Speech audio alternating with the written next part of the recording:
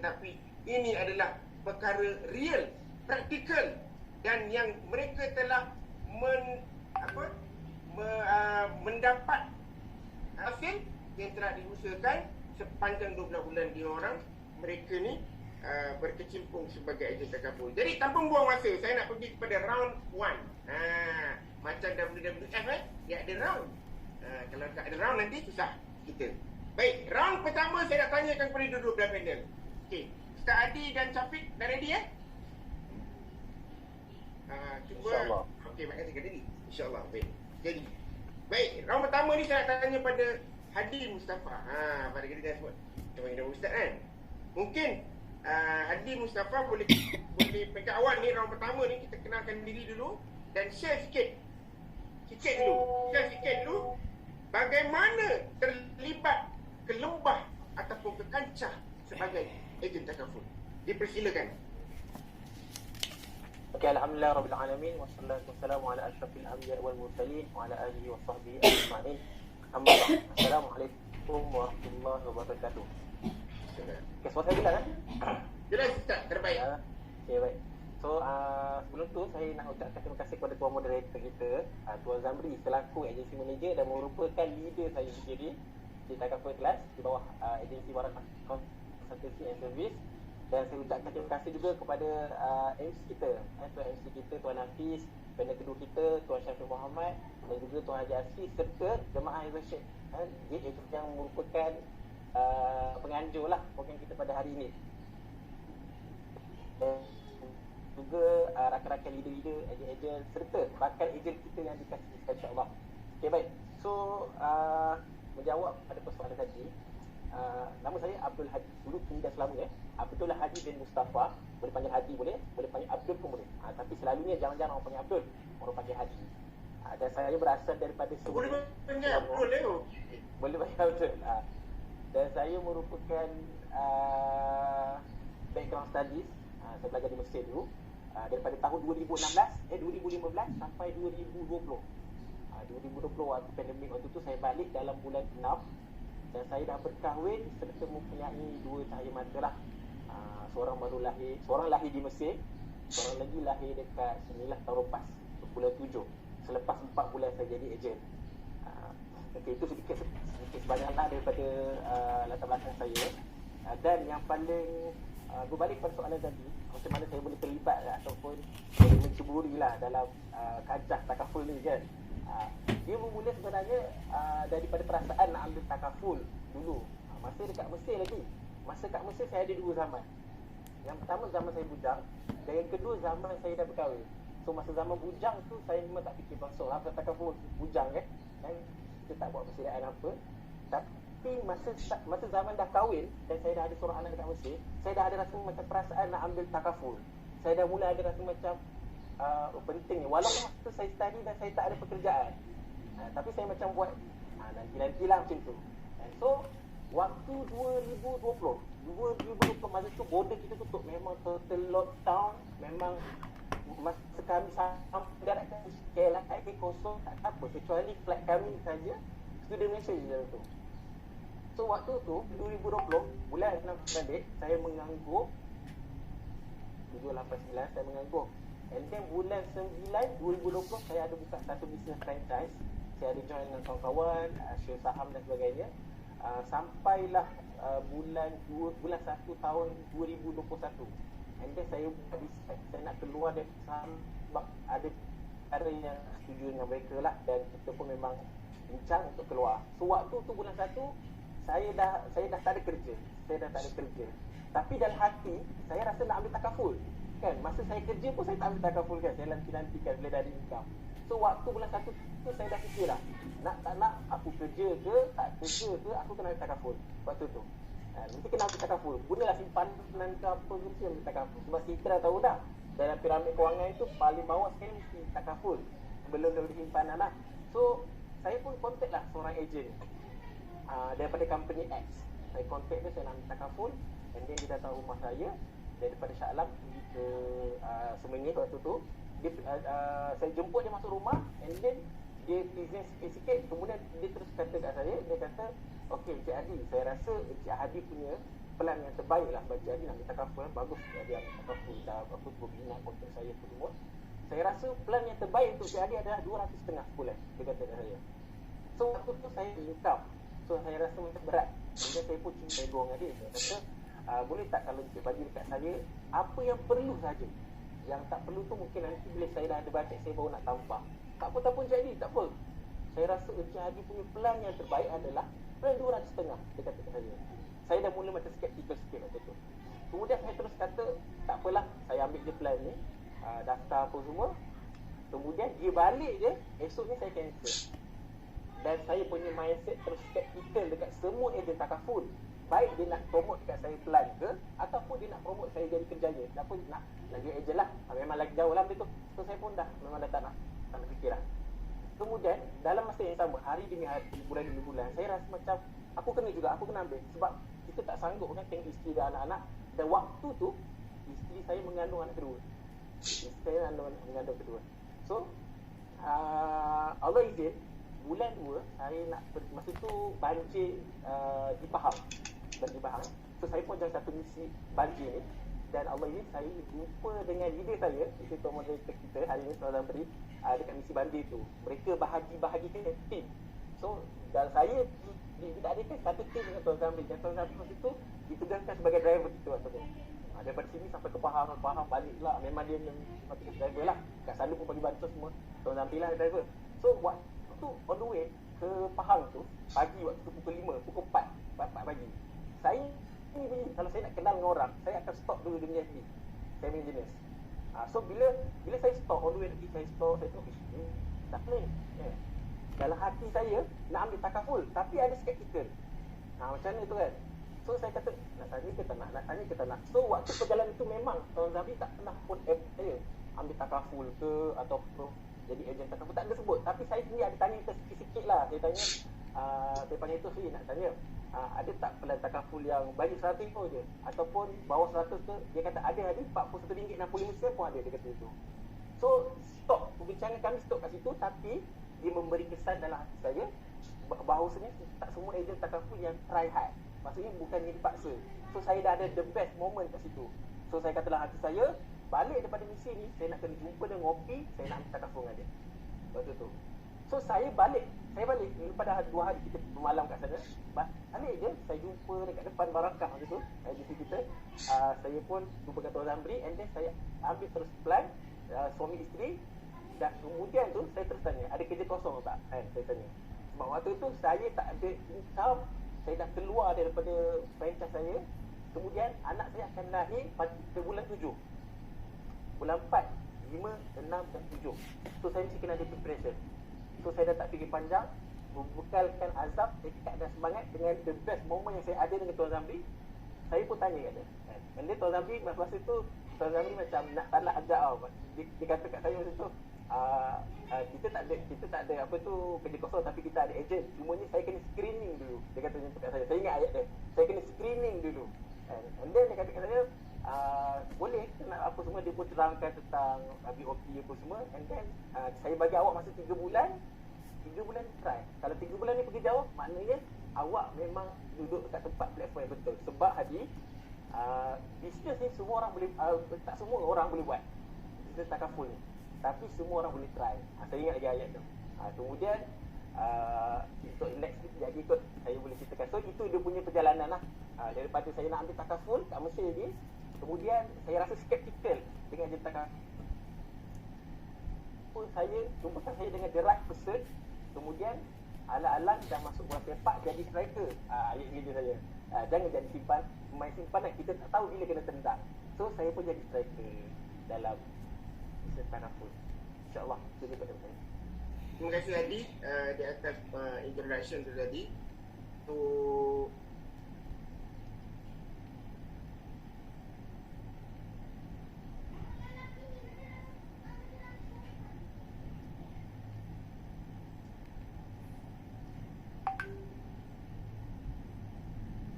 Cik Zamri, tak dengar suara Cik Zamri.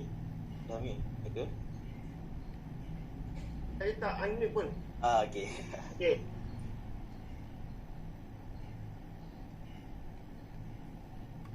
anda rasa kebetulan dan kebetulan ni bukan kebetulan. Cuma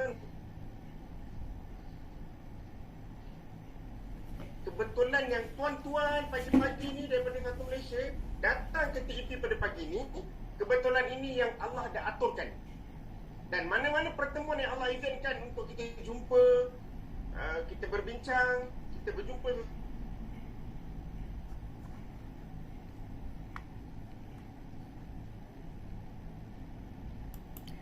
Suara Tuan Zamri tenggelam Pasti ada hikmah di atas setiap pertemuan tu. Saya tak pasti kenapa. Tak pasti kenapa sebab adakah lain saya tak clear. Line clear, cuma bila bercakap, bila you bergoyang ke kanan ke kiri tu ada lari sikit. Jadi mungkin nak kena try duduk setempat tak bergerak. Okey, baik. Speaker duduk kat atas pentas. Saya tak suka duduk kat tempat. Jadi bila bercakap tu dia tinggi ikut aura tu. Sebab dia tinggal like share. Okay, terima kasih Kak Yan. Bahawa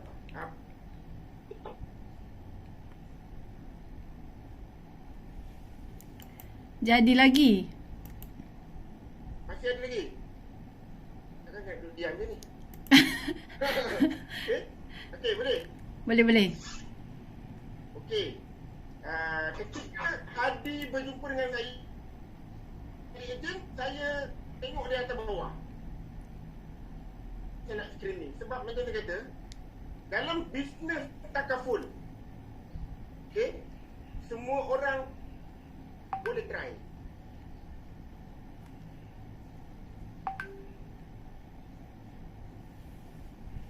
Tapi ia bukanlah mesti.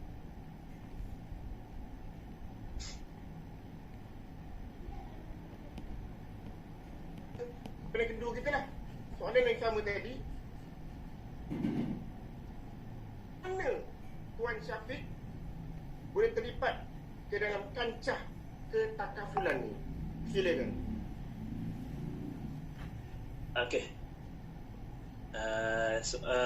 Dengar suara saya, Tuan Zamri? Tadi. Gerak aja.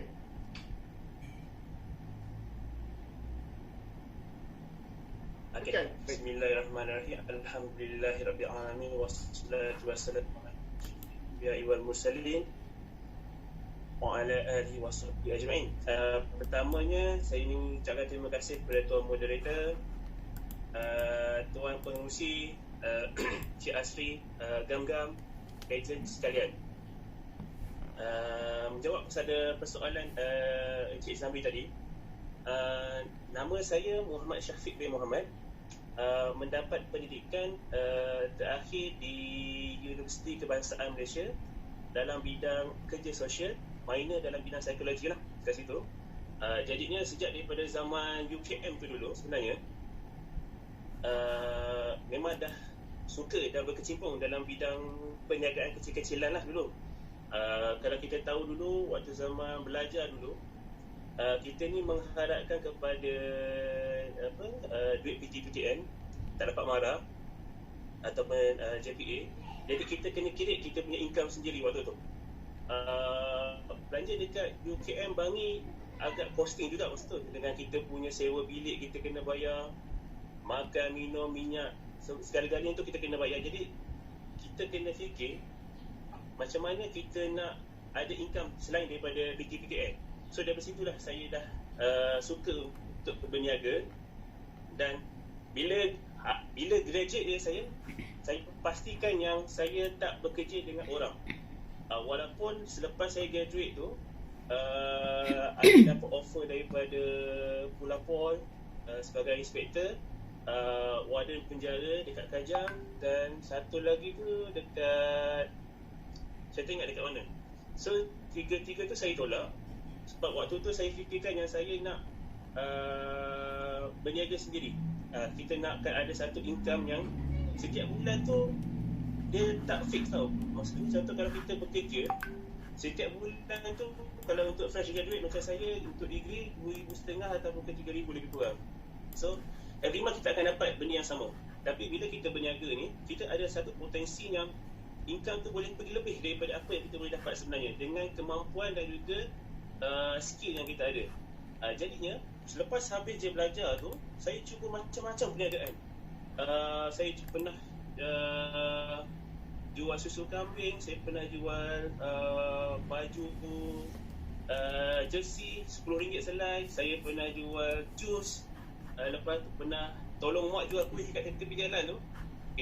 Bila orang tengok kita di DP, lepas tu jual pula kuih kat tepi jalan, orang pandang slack lah kan, tapi tak apalah sebab kita memang minat untuk berniaga. Macam-macam. Sampai kan saya rasa macam bila kita buat benda ni, kita tak ada mentor, dan kita tak ada, kita just main sekat jarang je. Waktu tu kita pun muda lagi kan. Jadi kita rasakan jual macam hari-hari kita kena jual benda. Hari-hari kita kena macam mana cakap, kita jual. Masa contoh saya jual kuih mak saya tu, kuih talam kan. Satu talam tu, satu tu kita jual RM1.5 ke RM3. So kita jual hari ni, kita untung hari ni. So besok kita kena buat baru, kita kena buat stok yang baru juga. So benda tu berulang lebih kurang berapa tahun saya tak ingat. And then nak jadikan cerita, saya berjumpa dengan leader saya yang sekarang, Encik Hafiz Muhammad Alim daripada Upah Legacy. And then dia ceritakanlah macam mana potensi dalam bidang perniagaan takaful, yang mana kalau kita tengok balik, Encik Hafiz kongsikan pada kita komisen selama 6 tahun. Bermaksud kita closing sahaja satu klien, kita boleh dapat komisen daripada klien tu selama 6 tahun. Itu baru seorang. Dalam sebulan tu kita boleh pergi pada 3 ataupun sampai 10 klien. Jadi berapa banyak income yang kita boleh dapat daripada situ. So daripada situ, buatkan saya rasa ini peluang perniagaan cara baru. Berdaftar dengan Bank Negara, halal dan juga patuh undang-undang. Bukan macam kalau kita tengok yang sekarang ni dengan bermacam-macam offer yang mungkin yang tak berdaftar dengan Bank Negara yang apa semua tu, so bahaya. Jadi itulah punca kenapa saya boleh terjebak dan terlibat dalam industri ketakafulan ni. Macam itu Cik Zuri. Okey, baik. Terima kasih kepada Tuan Syafiq dan juga Hadi di atas introduction tu tadi. So saya just nak buat testing ulang suara. Suara saya jelas ke tak jelas? Jelas Jelas. Saya cuba pakai mikrofon tadi, mikrofon tu dapat menampung pula kelajuan suara saya. Jadi saya kena pakai yang normal. Okey? Baik, tak apa. Kadang-kadang dalam hidup ni memang ada benda yang di luar kawalan kita. Kita tak mampu nak kawal. Jadi apa yang kita perlu buat, kita kena jalan terus. Sebab dalam platform Zoom macam ni ada banyak halangan. Sama ada gangguan lain, waktu hujan mungkin lain tersangkut-sangkut, ataupun dari segi gangguan-gangguan yang kita tak expect. Apa yang kita boleh kawal adalah yang dalam diri kita sendirilah. Ingatkan masa saya nak beralih semula kepada Tuan Hadi untuk saya tanyakan soalan ini. Soalan ini mungkin adalah soalan klise, soalan klise yang selalu orang tanya pada beliau. Tapi saya nak tanya juga, sebab ramai kawan-kawan sebaya dengan dia. Nanti tadi dia lupa nak beritahu umur dia berapa. Dia masih lagi muda, cuma dia dah tak available. Dia masih muda tapi tak available lah. Okey. Umur belum sampai 30, mengapa Tuan Hadi memilih dari ejen takaful ni sebagai kerja, sebagai career? Sebab apa? Kawan yang sealiran dengan Tuan Hadi lebih suka makan gaji start 1,200, gaji tetap berpencen contohnya. Ada juga yang kata gaji ataupun ejen takaful ni tak ada masa depan. Sebab apa? Income tak stabil. Ya, soalan tu pernah ditanya pada saya dulu. Ya, saya kata income memang tak stabil, tetapi dia sentiasa menaik. Di peringkat ataupun pada pandangan Tuan Hadi, bagaimana pula respon terhadap soalan ini? Kenapa pilih kerjaya ejen takaful? Dipersilakan. Okey, baik. Terima kasih Tuan Ramli. Okey, sebelum saya jawab soalan tu, saya nak beritahu tadi kita dengar daripada Tuan Syafiq beritahu, kena kedua beritahu income ataupun gaji pertama yang ditawarkan oleh majikan-majikan yang yang offer pada dia waktu tu 2,000 ke 2,500, 3,000 pun ada kan. Tapi kalau nak tahu kalau Islamic Studies, mungkin dalam ni ada Islamic Studies, kami ni kalau para ustaz ni kalau balik daripada Mesir selalu akan jadi apa? Akan jadi guru kafar ataupun ni family guru kafar lah, gaji 800 ke 1,200. Itu biasa. Apa-apa yang start dalam ni dia tahulah. Lepas tu mungkin jadi guru kat SMK ataupun SMKA, bawah SPA, bawah KPM. Itu mungkin tinggi sikit 2,000 atau ada 2,100. And then kalau nak tahu dulu, saya ada kumpulan nasyid. Nama kumpulan nasyid saya Identity. Dan saya sebenarnya nak jadi seorang penasyid. Boleh tengok dekat YouTube Identity. Identity nasyid. So Identity dulu masa kat saya dekat dalam kumpulan nasyid ni biasa saya nak bagi tahu berapa rate orang bagi. Kami ada hidup 5 orang ahli. Kalau kita perform 5 lagu, selalunya RM200 bagilah dengan 5 orang. Bagilah dengan 5 orang. So dengan alasan apa? Apa tu? Lillahi ta'ala ataupun selalunya yang biasa adalah ni program amal. So kenalah apa tu dapat pahala dan sebagainya. So daripada situ saya terus beralih dekat takaful ikhlas. Saya terus buka mindset baru. Saya tajdid niat ni maksudnya saya perbaharui niat saya yang saya nak full time terus dekat takaful. Dan kenapa? Dia ada beberapa sebab. Ada 4 sebab. Yang pertama adalah limitless income. Maksudnya income saya dekat sini saya boleh buy hari demi hari, bulan demi bulan secara tak stabil. Betul lah apa yang Tuan Zamri kata tadi. Tak stabil tu dia meningkat. Tak stabil meningkat, bukan tak stabil menurun. Kemudian apa tu income ni yang dapat bantu diri saya macam tadi saya isteri saya akan lahirkan anak bulan 7. So bulan 4 tu saya dah prepare. Saya akan pastikan 2 bulan pertama saya mesti dapat capai 1,000 lebih, 1,500. Dan 2 bulan pertama saya dah dapat tu 1,500 dengan inisiatif dan along company bagi lagi. And then saya dapat bantu juga adik-beradik saya hari demi hari, bulan demi bulan. Saya bagi sikit mak ayah saya kan.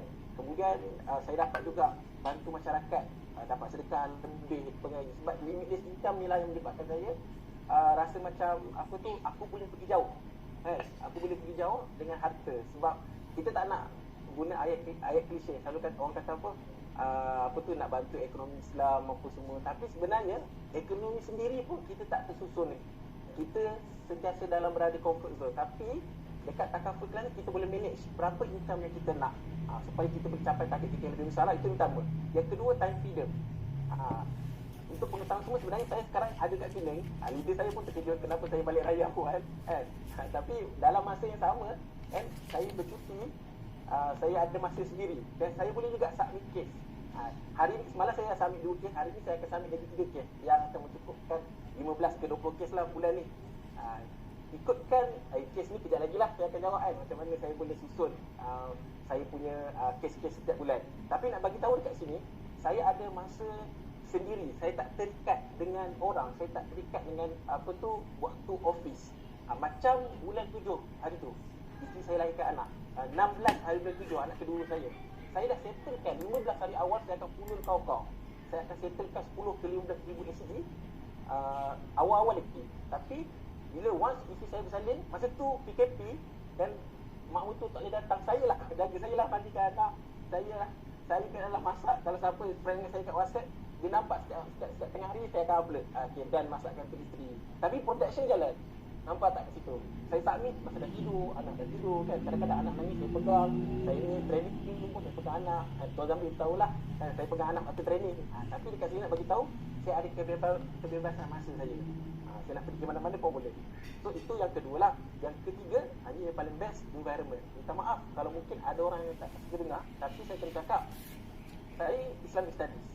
So saya melihat apa tu mesti dalam kacamata inilah environment Islamik. So bila saya masuk dalam takaful ikhlas, saya nampak satu environment apa tu macam Asma Husna, lepas tu ada bacaan, dan yang paling terbaru kita ada satu program hari tu dekat Hotel Movenpick 1 April hari tu.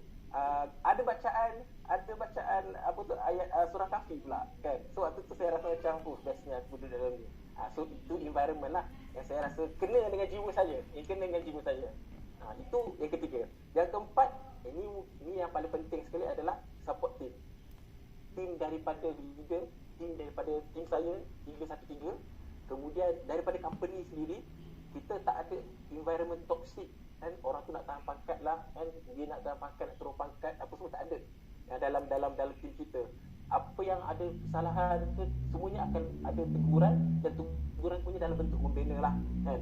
Dan yang paling best sekali, support team daripada company sekarang, kita ada lancarkan satu aplikasi Go Prime, yang mana kita boleh submit case tu daripada anytime anywhere, kat mana-mana pun. Saya kat Penang, tapi klien saya ada kat KL, kat Kuala Lumpur, dekat Selangor, kat Penang, dekat Kedah, kat Perlis. Saya boleh buat. Bahkan bulan satu hari tu saya tak tahu kenapa, mungkin saya punya strategi saya dekat FBX, saya guna FBX, saya serang dekat Sabah dan Sarawak. Boleh kata bulan satu saya submit 30 case. So 30 case tu majority dia Sabah dan Sarawak. Saya tak pasti. Ada Sabah Sarawak tu pun kita boleh close. Walaupun kita duduk sini. Semuanya menggunakan aplikasi yang dibantu oleh company lah. So itu support team. Dan yang paling penting, support team ni kita dah ada dah semua segala skrip presentation. Macam saya belajar dengan tiga showing, kita sharing dulu, lepas tu showing, semua kaedah approach semua kita akan ajar. A to Z kita akan ajar. Macam saya memang tak ada dalam bidang sales. Saya bukan dia budak saya bukannya bercita-cita macam lepas habis tadi saya nak yang kedua mungkin lagi advance lah. Saya memang balik-balik aku nak cover pun okey lah. Macam tu. 1,200, 1,500 kerja makan gaji kan. Maksudnya akhir bulan dapat duit. Itu je. Tapi alhamdulillah Allah jumpakan dengan the right team, the right leader untuk saya teruskan saya punya career lah. Itu sebab-sebab yang kenapa saya duduk dalam Akasha Class. Wallahualam. Okey, baik. Terima kasih Hadi di atas jawapan itu tadi. So kalau kita dapat lihat tadilah dia ada desire yang cukup tinggi untuk buat sesuatu sampai menjadi lah. Saya perasan lah dekat partisipan ni ada nama Jul Arifin. Tak nak retis pula join kita TV kan. Buat Abang Zamzam lepas pula kan. Jul Arifin, ya Allah. Ya betul, dah berhenti nak berlakon ke apa ni? Lawak je pagi-pagi kan. Maklumlah bulan puasa, kalau bukan bulan puasa kita boleh minum teh, kopi, tertarik Nescafe. Tapi pagi ni tak dapat cicak pula dengan biskut. Terpaksa tunggu nanti lepas berbuka. Jadi saya tak nak melengahkan masa, tapi saya agak terkejut tadi Zul Arifin ni kan. Adakah dia observer ke ataupun tak pandai kita pen tepi. Okey, saya nak tanya dengan Tuan Syafiq pula kan. Ramai saya yakin dan pasti macam saya sendiri pun background ada master. Saya dulu berhenti dari lecture dan full time buat takaful. Tapi kita awal-awal dulu lahir-lahir, kita tak ada kata lahir-lahir je kita cakap mak, ayah, saya nanti dah besar saya nak jadi ejen takaful. Ada siapa ke kata macam tu? Tak ada. Saya yakin tak ada. Begitu juga saya yakin Tuan Syafiq, dia pun tak cakap, dia tak ikrar dengan ada mak, habis degree ni Syafiq nak jadi ejen takaful mak. Tak ada. Tetapi saya nak Tuan Syafiq lah. Tuan Syafiq dah bersama kita hari ni dan dia dah setahun menjadi wakil takaful ataupun ejen takaful. Saya suka kata ejen lah. Walaupun orang kata ejen ni macam tak standard.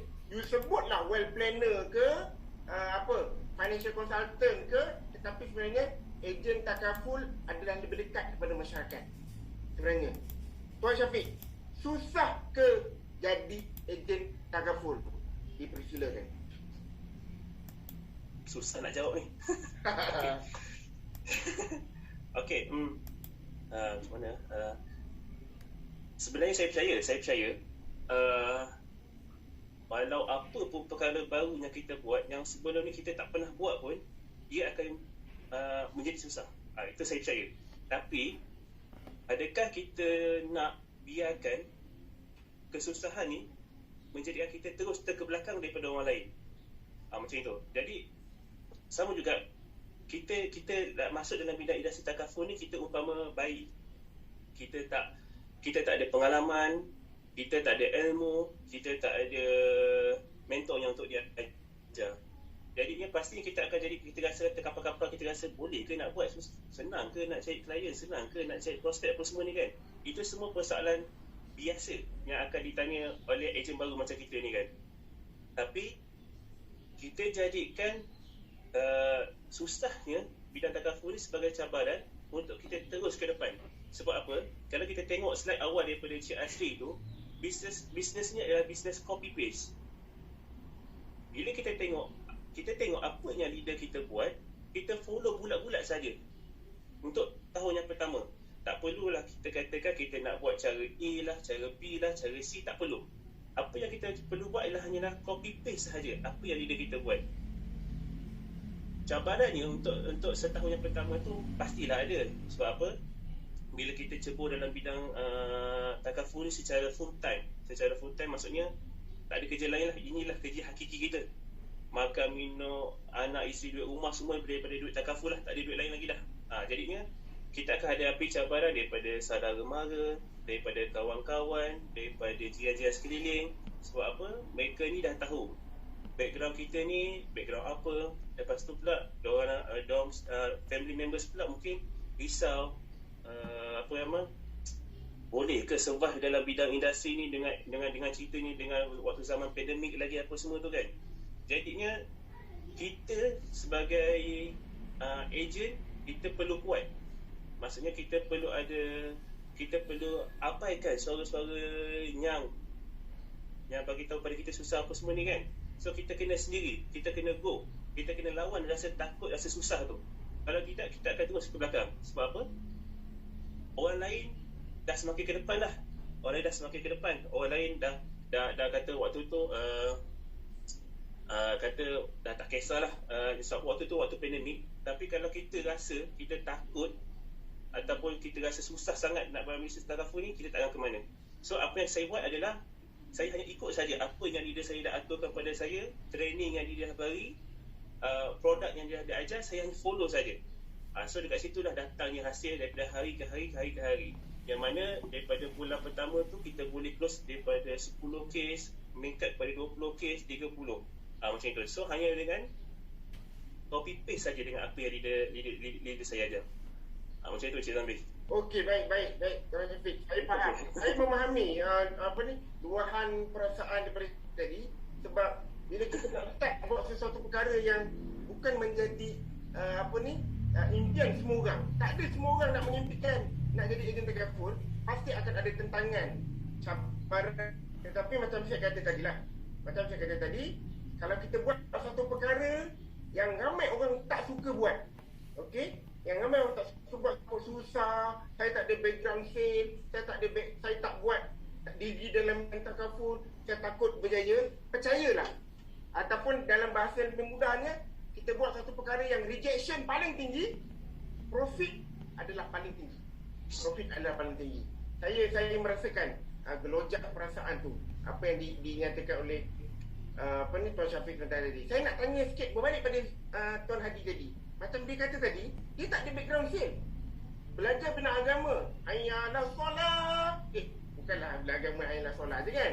Maksudnya orang yang dalam bidang diniyah kan, yang macam disebut tadi, dia punya kotak future career tempat dia selepas tamat belajar, dia akan mungkin jadi ustaz di sekolah ataupun mengajar ataupun buka kelas-kelas agama lah kan. Saya tak nafikan itu juga satu perkara sumbangan kepada ummah dan masyarakat. Tetapi macam Ustaz tadi, ataupun Tuan Hadi ni, dia tak ada background dalam sale.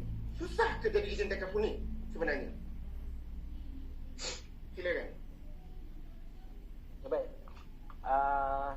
Tujuannya sebenarnya dia tak susah pun, sebab dia bermula dengan mindset lah. Mindset saya memang sebelum saya join takaful, memang saya berhadapan dengan banyak vibe negatif, dan antara yang paling banyak sekali adalah case. Orang selalu case.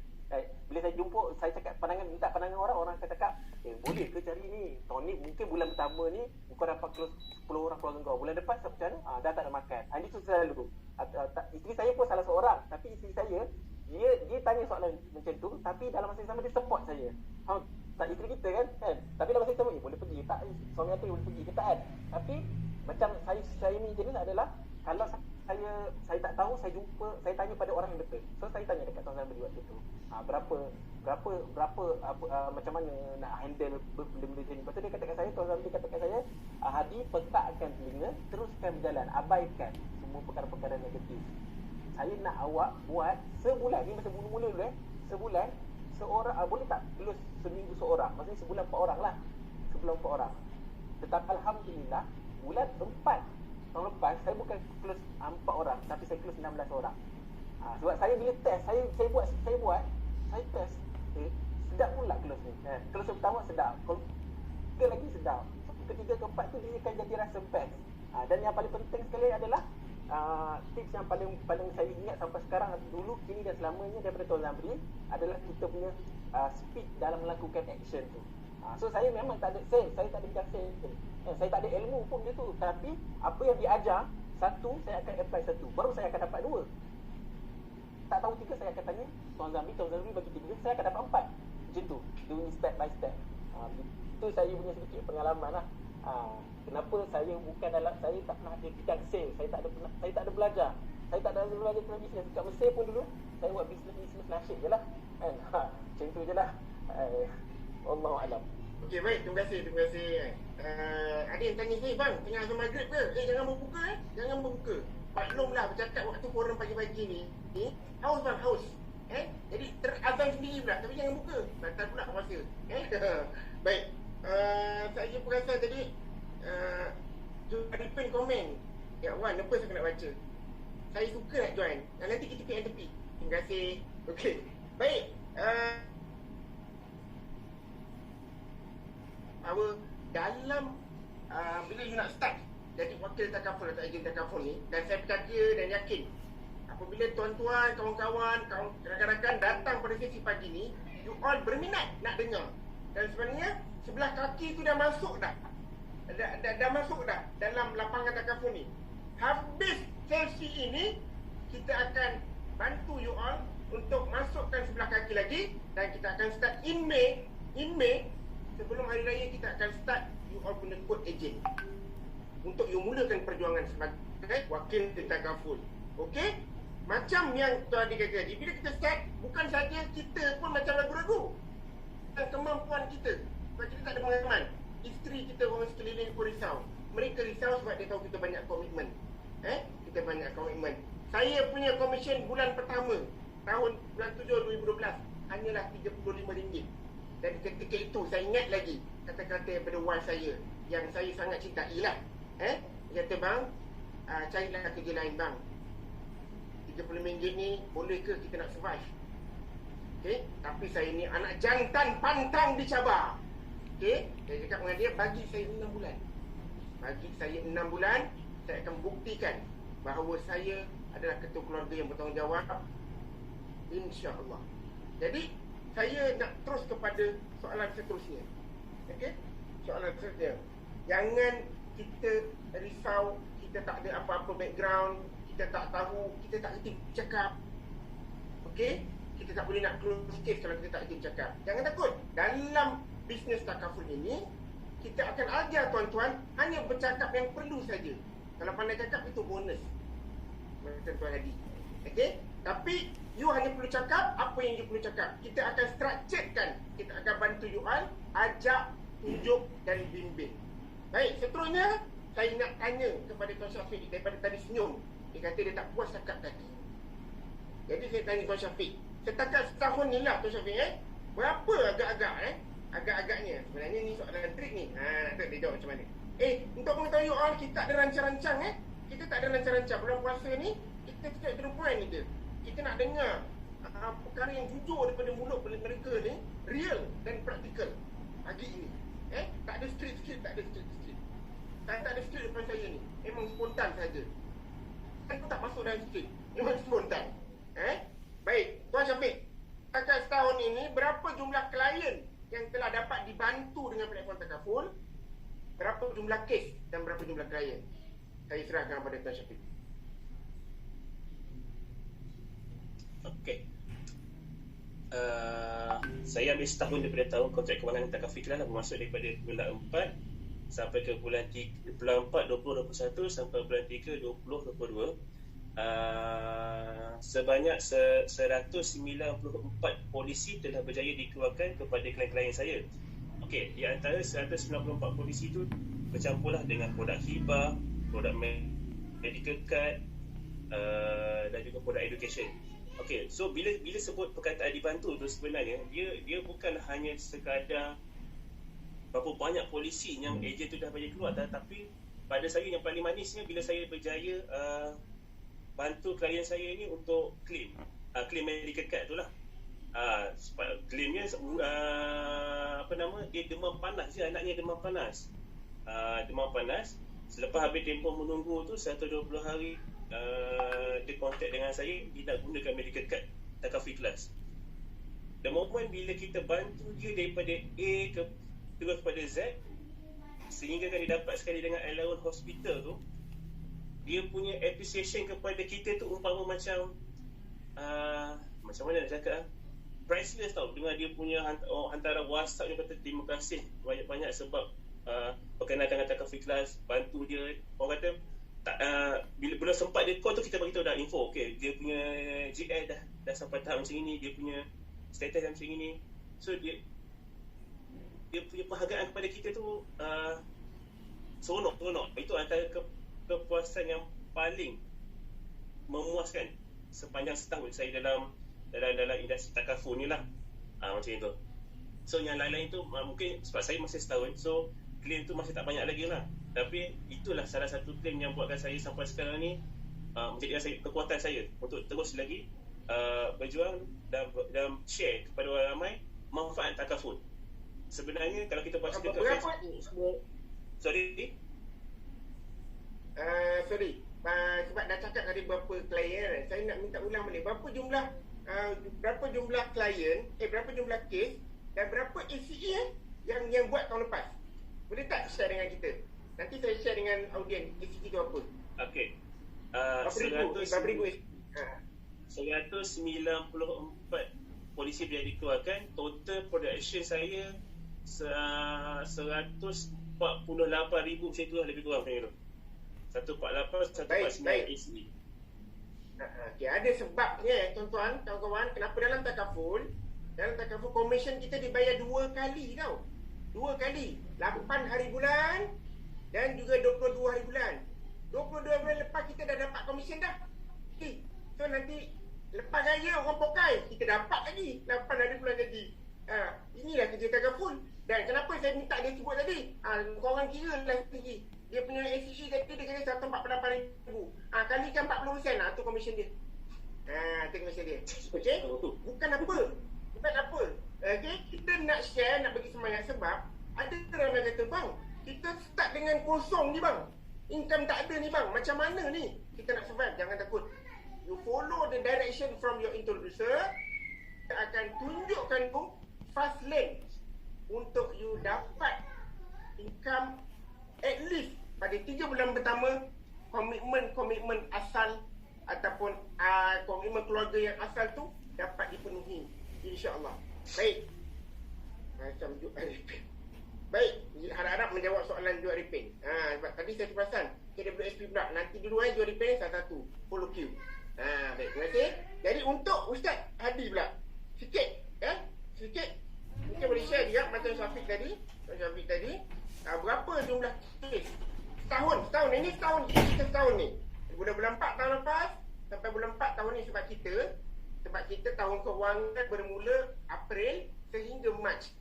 Jadi mungkin Tuan Hadi boleh share dengan kita berapa jumlah klien yang dapat dibantu dengan platform takaful. Sebab dekat luar sana ramai orang yang ambil insurans lagi. Kita pejuang takaful, selain daripada kita menjadi penyelamat masyarakat dalam bidang takaful, kita nak tahu jugalah berapa jumlah klien yang sehari selamatkan, bantu, dan berapa ACE tu. Kalau tak malu, share dengan kita. Terima kasih.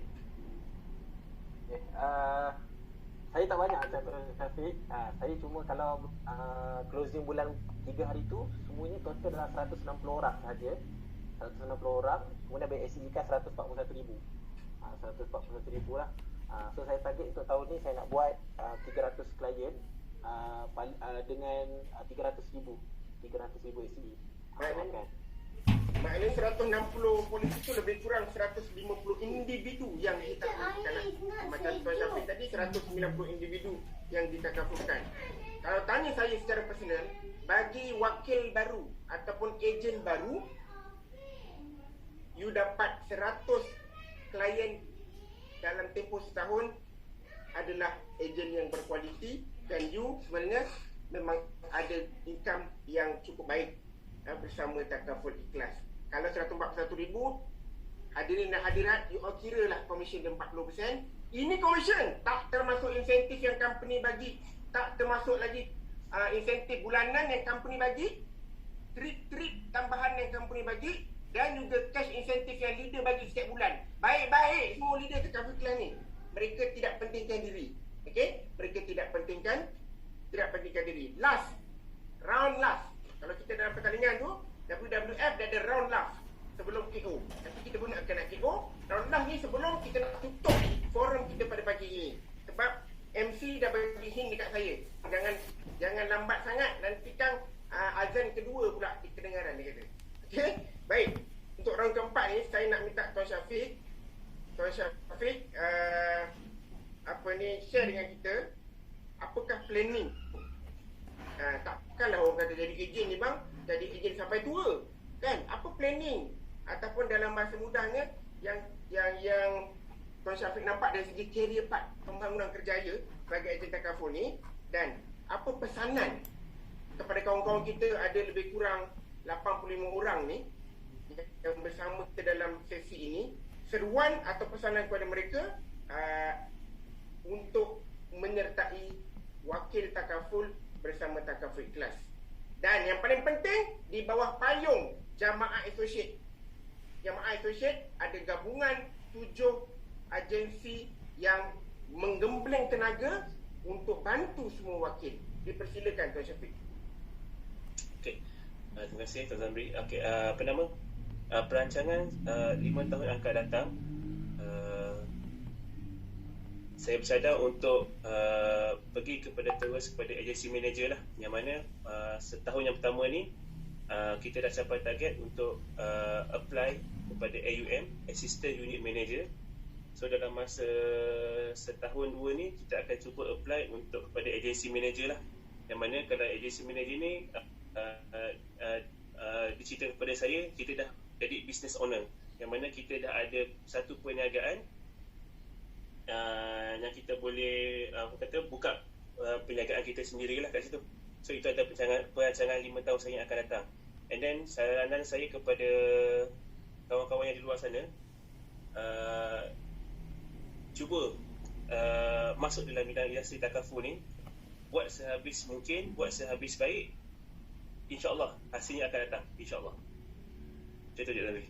Okey, baik. Terima kasih Syafiq. Di antara respon tadi, terus kepada Tuan Hadi, kan? Saya tak nak cakap banyak lagi sebab ada orang dengar pun dia kata haus. Apatah lagi yang saya cakap ni, bertambah-tambahlah hausnya. Tuan Hadi, apa planning untuk 5 tahun ke depan dari segi kerjaya Takaful, dan juga apa pesanan kepada kawan-kawan kita di luar sana? Okey, baik. Saya teringat kata-kata Tuan Zamri selepas saya dah jadi 2-3 bulan ejen Takaful. Dia tengok macam, oh Hadi ni boleh pergi ni. So dia kata kat saya, Hadi, saya nak tanya, dia duduk dengan saya satu table. Saya nak tanya, you nak jadi business owner ke salesman? Maksud tu dia tanya kat saya. So saya macam fikir-fikir, pening kepala kan, pening lalat kan. You nak jadi business owner ke salesman, dia kata macam tu. So bila saya fikir balik, betul, make sense juga. Sebab apa tu, takkan sampai ketua saya nak jumpa orang kan. Setiap bulan kena close 20k, 30k kan. Saya nak ada team sendiri, saya nak naik pangkat dengan track yang betul, dan saya nak ada income yang stabil daripada agensi saya sendiri. So target saya tahun depan April, saya akan pastikan April 2023 saya akan naik AM, agency manager, dan saya akan pastikan paling lambat pun saya di AM 3 tahun saja. 3 tahun. Maksudnya 3 tahun selepas saya jadi AM, saya akan naik kepada group agency manager lah. Macam tu. Dan ada nanti bila kita dah join dalam Takaful, sahabat-sahabat dekat sini kan, sahabat baru yang bakal jadi ejen nanti, saya cuma nak ingatkan dan nak nasihatkan, jangan takut dan jangan fikirkan sangat negatif vibe dekat luar sana. Baik benda tu datang daripada kawan-kawan kita kan, daripada daripada keluarga dan sebagainya. Boleh ambil, dengar, tapi jangan masuk dalam telinga dan masuk ke dalam hati, sebab dia akan merosakkan kita lah, akan dimkan saya semua dia lah. So jangan takut, berbekalkan azam, semangat dan juga tekad, insya-Allah boleh berjaya macam sifu-sifu leader-leader kat dalam Takaful nanti lah, insya-Allah. Baik, terima kasih. Apa yang tuan-tuan perasan? Kawan-kawan yang mendengar ni, saya dah nak habis. Ada dua kemungkinan. Kita berjaya, alhamdulillah, moving forward. Ataupun kita tak berjaya. Tapi kalau you tak try langsung, you tak tahu you boleh buat atau tidak. Okay? You tak boleh try ataupun you boleh buat ataupun tidak. Di Takaful Ikhlas, kita ada macam-macam kemudahan. Kita ada GoPrime. GoPrime sistem aplikasi terbaru untuk memudahkan ejen atau wakil membuat submission pengantaran bisnes daripada seluruh secara jarak jauh. Kita ada sistem portal yang sangat efektif. Kita ada support sistem daripada agensi sendiri dan juga daripada konsortium jemaah associate yang akan bantu polish kita, guide kita untuk berjaya dalam bidang ini. Semuanya kita ada, cuma kita ada kekurangan satu saja. Apa dia? Kita hanya kekurangan anda yang belum ada ejen kod, yang duduk dekat dalam kita punya Zoom pada pagi ini. So, sebelum saya serah pattern ini kepada Tuan Pengurusi Majlis, saya menyeru, saya mengajak, saya sebut sekali lagi bahawa pertemuan kita pagi ini Allah dah atur untuk tuan bertemu kita di bawah Jemaah Associate punya Takaful Entrepreneur ataupun program TEP kita. Tuan-tuan dah nampak tadi sekali lalu tentang perjalanan background ataupun introduction tentang bisnes Takaful sebagai ejen Takaful dan juga pengalaman real sebenar daripada panel yang kita jemput khas. Mereka baru setahun dah dengan Takaful. Tamat sesi ini, kontak segera, hubungi segera introducer masing-masing untuk mereka bantu daftar apa langkah seterusnya. Saya tak nak sebut dekat sini. Kontak introducer masing-masing, mereka akan bagi tahu what's next. Selepas ini, kita akan buat untuk bantu you all menjadi wakil yang berdaftar dengan Takaful Ikhlas. Jadi, tanpa membuang masa, akhir kalam, saya serahkan balik majlis ini kepada MC kita, agensi manager Tuan Haji Nafis.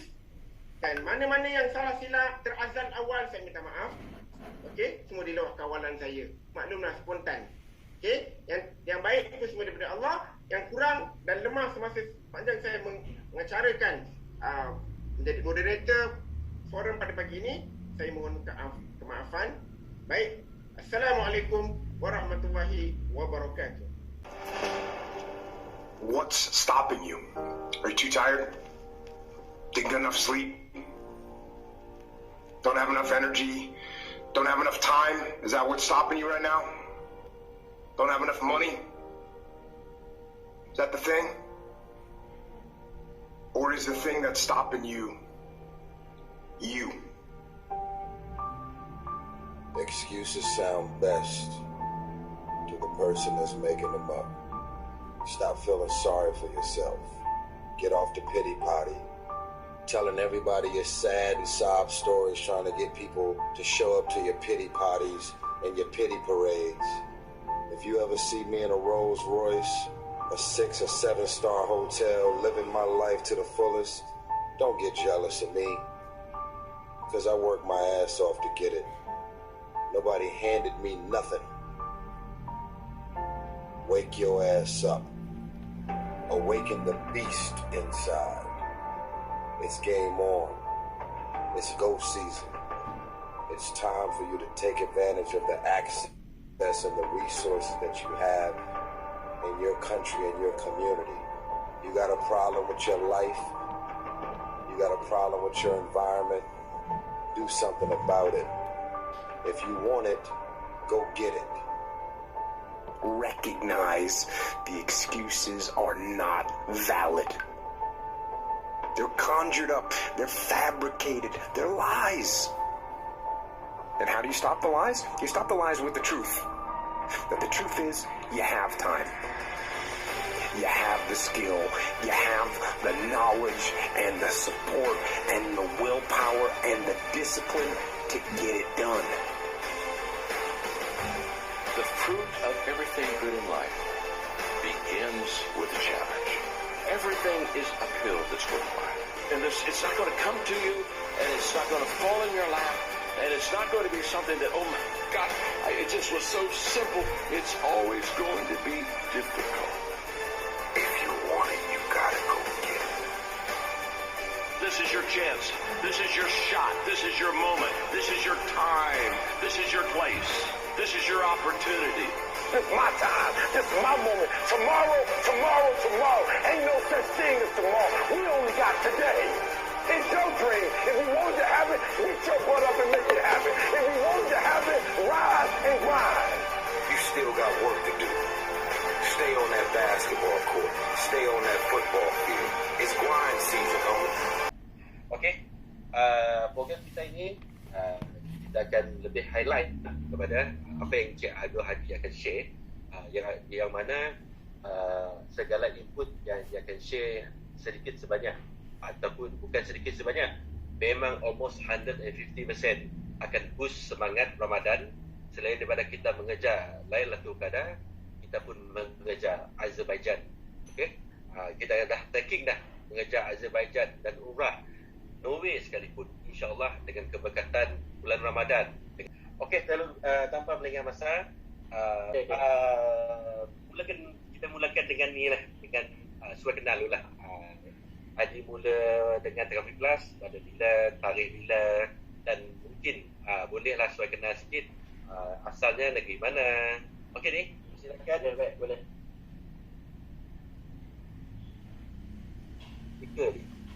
Alhamdulillah Rabbil Alamin, wassalatu wassalamu ala ashrafil anbiya'i wal mursalin wa ala alihi wa sahbihi ajma'in, amma ba'd.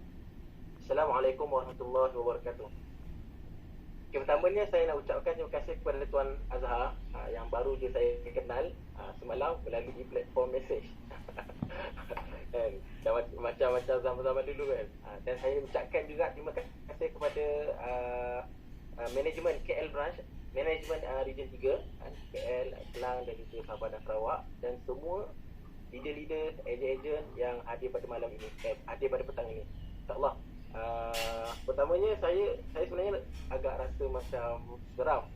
Rasa juga lah bila kita nak share dekat ejen-ejen yang sedia maklum kan. Otai-otai, hebat-hebat. Sebab saya ni baru dalam setahun. Bulan ni adalah bulan genap setahun saya dalam takaful ikhlas lah. Sebab teringat dulu bulan 4 juga tahun lepas saya masuk recorded dalam 1 April. Okey, nama saya dulu, kini dan selamanya Abdul Hadi bin Mustafa. Boleh panggil saya Hadi boleh, boleh panggil Encik Abdul Hadi pun boleh, boleh panggil Abdul pun boleh, mana-mana yang selesa. Dan saya berasal daripada Semenyo, Selangor. Dulu saya study di Mesir di Universiti Al-Azhar daripada tahun 2015 hingga tahun 2020. So 2020 saya sampai ke Malaysia, waktu tu PKP, memang border kita tutup. Masa tu kami sampai pun KLIA kosong, tak ada siapa-siapa pun dekat KLIA tu. Dan saya mempunyai baru seorang isteri dan mempunyai 2 cahaya mata, Al-Amin dan juga Ibrahim. Okey, baik. So saya baru je coded. Kalau macam setahun ni dah jadi ejen lama kan. So saya baru sebenarnya coded pada 1 April tahun lepas. Masa tu saya berasal nak ambil polisi je kan. Tapi Allah izin kita adilkan terus jadi ejen. Sebab saya teringat kata-kata leader saya, kalau boleh, kalau kita dah masuk kumpulan bola sepak, jadi striker. Jangan jadi pemain bola, jangan jadi simpanan. Sebab kalau kita tak tahu bila kita kena tendang. Okey, baik. So macam mana boleh mula career dalam takaful kelas. Sebenarnya saya dah share perkara ini dalam 2-3 hari lepas dekat TV waktu tu, dan mungkin ada ejen-ejen yang dengar, tapi saya share juga sekali lagi.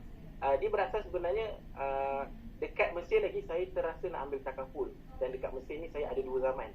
Satu zaman saya study, saya bujang, dan satu lagi zaman adalah zaman berkahwin. So, waktu tu masa berkahwin dah ada anak dan sebagainya, saya rasa macam aku kena ambil takaful lah. Aku kena ambil takaful. Sejak sampai bila aku nak ambil takaful walaupun aku student waktu tu. So saya pun balik 2020 waktu tu, dan saya menganggur daripada bulan 6. Bulan 6 saya touchdown dekat Malaysia. Bulan 6, 7, 8, 9 saya dah ada kerja. Saya buka franchise, saya buat share partner lah. Dan waktu tu Allah izin perniagaan masa tu bagus. 9 sampai bulan 1 2021. Waktu tu tak ambil takaful lagi, tapi rasa nak ambil takaful.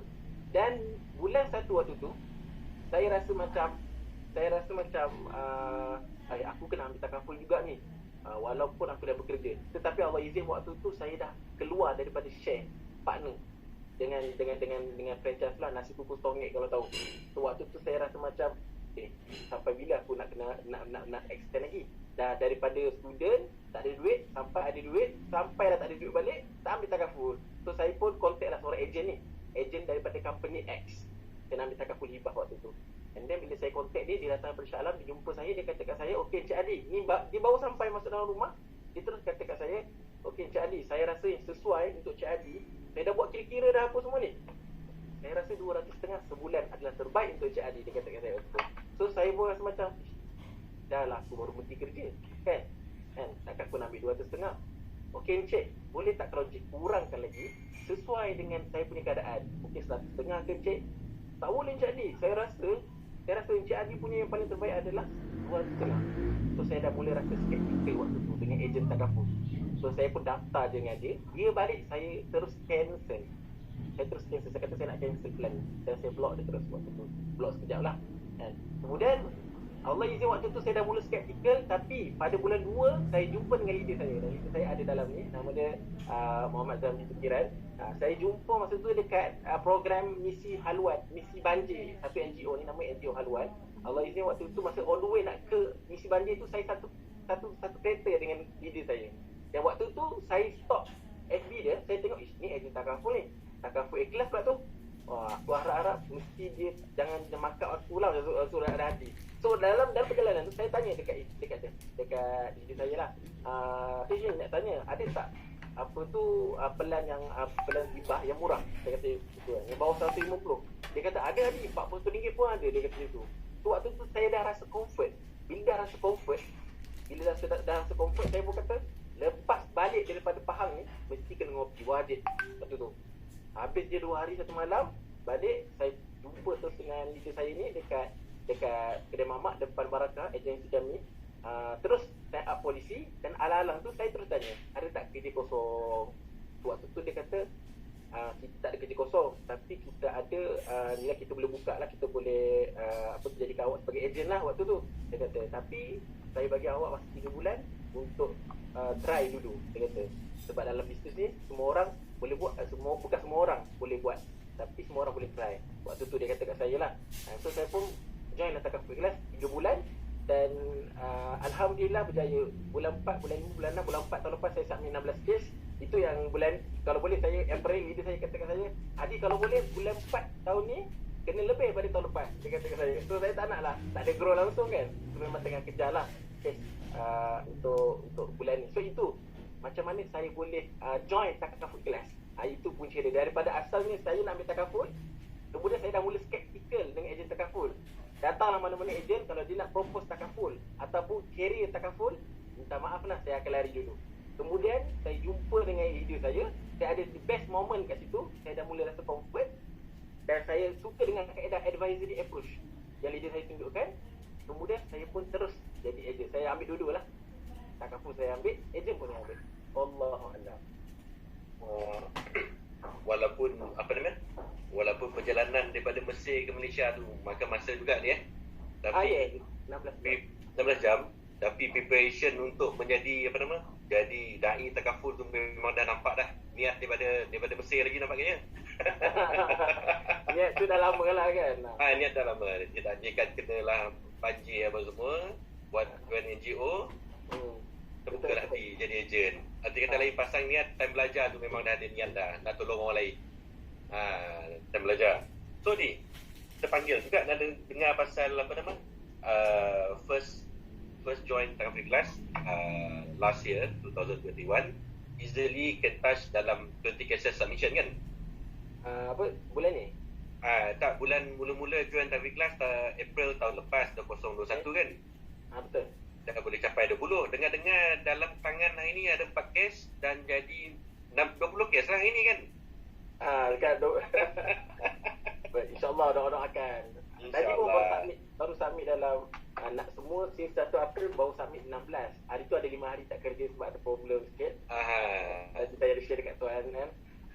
So saya start mula kerja all out balik daripada 20 hari bulan, 21. Nanti kata lady 16 dah ada, hari ni boleh tolak 4 jadi 20. Boleh tadi alang-alang kita dah cerita booster ni kan. Okey.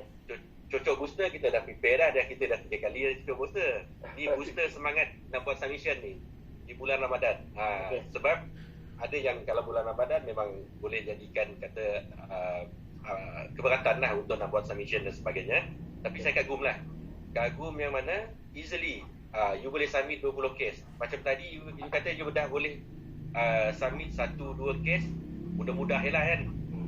Boleh tak ni soalan yang keempat maksudnya, share lah sikit apa yang awak guna, tekniknya ke, dari segi marketingnya macam mana, prospecting macam mana, tolong share ni. Okey, baik, terima kasih tuan. Alright, sebenarnya saya sekali lagi ulang, saya serang sejuk sebenarnya nak cakap benda ni dekat teknik-teknik. Saya sebenarnya tak ada teknik sangat. Saya ikut je apa yang saya follow je apa yang leader saya ajar. Sebelum saya ceritakan apa yang saya buat sekarang ini, dulu saya teringat leader saya bagi tahu kat saya, Hadi, saya nak try awak 3 bulan, tapi dalam sebulan awak submit 4 kes je. Dia kata saya macam tu. Seminggu 1 kes.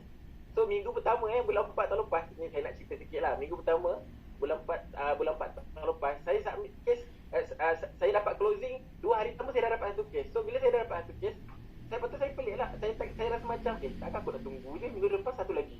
So saya buat lagi, boleh close kedua, boleh close 4, boleh close 6 macam tu. So apa teknik dia? Okey, saya boleh share sikit hari ni.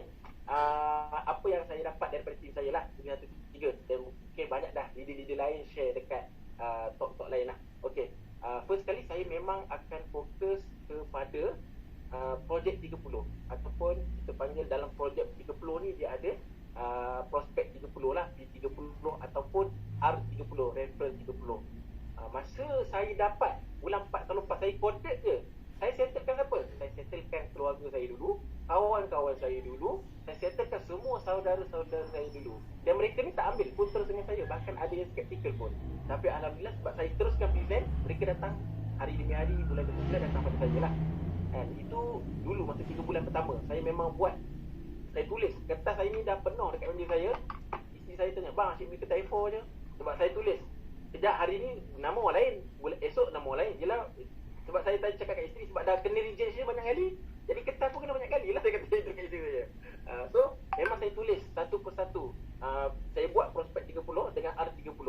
Dan kalau saya close ataupun tidak daripada prospek 30 tu, maksudnya daripada national market saya, close ke tak close, saya akan minta juga reference.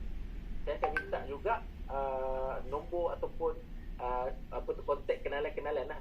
Tak kisah email, kadang-kadang orang tak nak bagi nombor, dia kata saya bagi email tak apa, email pun tak apa. Yang penting kita dapat reach dia. So itu saya punya resipi yang saya dapat daripada diri saya dulu, ini dah selama ni pun. Maksudnya B30 ni dan R30 adalah satu resipi dah rencah, relevan sepanjang zaman. Tak adanya kata okey ini tradisional, tak. Ini tradisional, ini adalah strategi tradisional dan juga moden. Sebab apa saya kata macam tu? Contohnya bulan ni saya memang full run SBX sebab Tuan Haji tahu, Tuan Azhar tahu, saya balik kampung awal bulan raya, puasa ke-6 saya dah balik dah. So saya memang fokus bulan ni saya nak on SBX je, saya kata macam tu. So dapat close seminggu 2 minggu pertama sebelum saya dah submit dah 10,000 SCE awal-awal. Saya dah submit dah. Lepas tu tiba-tiba SBX start baru-baru ni. So macam mana saya nak tahu SBX tu start? Jadi saya akan terangkan saya contact kawan-kawan kata betul lah start apa semua, kita kena go on referral dan P30 R30. So saya terus switch saya punya mind setting. Okey, aku kena terus pergi kepada P30 dan R30. Saya buka saya punya file kertas, saya tulis balik nama. Kemudian yang the best ni, kita ejen lama, kita dah ada klien lama. Saya contact balik mereka semua, nak tambah ke tidak? Saya tanya, ada nak tambah ke kan? Saya contact lah, nak tambah kalau macam suami isteri, dia tak ambil lagi untuk isteri, saya tanya untuk isteri, mana yang ada hibah, dia nak ambil medical card, dia tak ada medical card, saya propose medical card. So itu saya punya cara kerja saya. Dan saya buat perkara ini setiap hari. So dulu masa kat rumah, isteri tanya, Hadi, kenapa kertas banyak sangat? Bila saya dah ada kat rumah mertua ni, mertua saya pula tanya, Hadi kenapa kertas banyak sangat? Sebab saya tulis semua nama dekat dalam kertas. Itu adalah saya punya resipi lah. Cara skrip, macam mana nak cara handling objection, macam mana nak make appointment, semua itu saya yakin leader-leader lain lebih arif dan dah ajar dah pun ejen-ejen ataupun tim sendiri. Mungkin lebih power pun daripada kami. Tapi apa yang saya nak bagi tahu, itu saya buat. projek 30. Itu yang pertama. Yang kedua, saya fokus kepada FBX. Saya buat FBX. Yang mana FBX ni tak nak, kalau dia tak nak go on projek 30, kalau maksudnya kata saya ada duit 1 juta, contoh, saya nak labur kepada FBX, dia mesti kena mahir dan sentiasa konsisten. Pertama, monitor setting. Itu pertama, monitor setting. Yang kedua, dia mesti kena mahir dalam closing dengan stranger. Sebab closing dengan stranger dan juga referral ataupun natural market tak sama. Dulu macam mana saya try daripada referral sampai ke daripada referral dengan natural market saya tukar kepada FBX, saya dapat 10, 20, 30 lead, tapi satu pun saya tak berjaya untuk close. Sebab cara presentation saya guna yang sama macam saya present dekat natural market ataupun P30 dengan R30. Saya bagi contoh sikit. Kalau R30 dengan P30, cara present dia, kita sharing and showing. Maksudnya, bila dia duduk dengan kita, kita akan share. Okey, tak kamu tu bagi kepada 2 adik hibah, ada medical card. So, dua perkara ni elemen yang berbeza lah. Cara dia berbeza. Hibah dia bagi cash, medical card dia bayar bil. Contoh itu semua. Last kali baru kita showing kita punya quotation, betul tak? Itu cara untuk P30 dengan R30. Tapi kalau dengan stranger, dia tak nak dengar pun. Apa tu? Okey, contoh yang dapat lead. Ni apa yang saya buat dulu lah dengan FBX. Saya labur dekat 1000 lebih tapi saya tak berjaya close. Saya close sikit sangat. Tak berbalik waktu tu masa mula-mula. Bulan 7 saya start FBX. Bulan 7. 4, 5, 6 saya fokus kepada P30, R30. Bulan 7 tahun lepas baru saya start FBX. So masa saya start mula-mula FBX, bila dapat lead je, PM gibah couple. Contoh PM gibah couple. So apa yang saya buat, saya minta quotation, saya minta data, maksudnya maklumat. Dia bagi maklumat. Lepas tu terus saya cakap, okey puan, saya nak terangkan Kakak pun terbagi kepada 2. Ada medical card, ada hibah ni. Last kali tahu apa dia buat? Dia blue tick saja dan dia pergi dekat orang lain. Dia macam kisah kali, kalau siapa ingat, dulu masa saya teringat lagi kes viral kat FB juga, saya tak silap tahun lepas, dia nak tanya pasal sejadah, nak tanya harga sejadah. Tapi seller tu bukan main lagi. Okey, sejadah ni terbaik, boleh mengajarkan diri kita insaf kepada Allah SWT, boleh ajak keluarga. Dia lain cara untuk closing dengan stranger. Stranger kita straight forward kepada dia punya soalan. Dan last kali, bila dia dah setuju dengan kita, kalau ada benda yang dia tak tahu lagi dan dia tak tanya, tapi dia kena tahu, contoh waiting period kan, ataupun ada simpanan ke tidak, cash value ke tidak, dia tak tanya contoh kan, baru kita jelaskan. Tapi yang penting kita dah check mark dia dah berminat nak ambil dengan kita. Itu FBX lah dari segi closing. Tapi dari segi setting, kena pantau lah setiap hari. Kalau macam tak kena apa semua, buat balik, itu biasa. So kalau macam tak nak hadap projek 30, kena buat FBX. Tapi FBX ni kena ikut sifat FBX, yang mana setting ni tak ramai orang nak monitor. Maksudnya kalau macam jadi ke tak jadi ke, FBX hari ni down ke, setting FB macam ni stuck ke kan. So kalau macam kalau macam tak nak ikut rencana FBX, ikut projek 30. Yang mana projek 30 ni adalah resepi ataupun rencana yang sangat relevan dulu, kini dan selamanya. Itu teknik yang saya buat lah. Itu yang saya buat setiap hari, yang saya boleh share. Alhamdulillah. Tapi memang betul lah, saya saja pergi ke FB Abdul Hadi, pergi klik pada dia punya link, terus pergi WhatsApp business Oh, patutlah tadi. Patut tadi makan duit. Saya tengok atas link tak masuk. Oh, dia satu je, nanti bayar lah, nanti kita bayar. Okey. Memang menarik lah apa yang saya nampak, even dalam keadaan kita sekarang ni.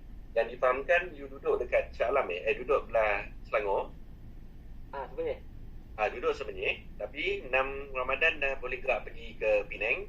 Dan sekarang ni dah boleh dah mula bergerak dalam bisnes perniagaan. Dan apa yang saya nampak di sini adalah ini adalah advantage dari segi marketing, dari segi FBX, FB, normal FB, dan juga you punya share link berkenaan dengan WhatsApp. So far, apa cabaran-cabaran? Boleh tak share sikit? Pendek je lah. Pendek. Dari segi pendek je lah.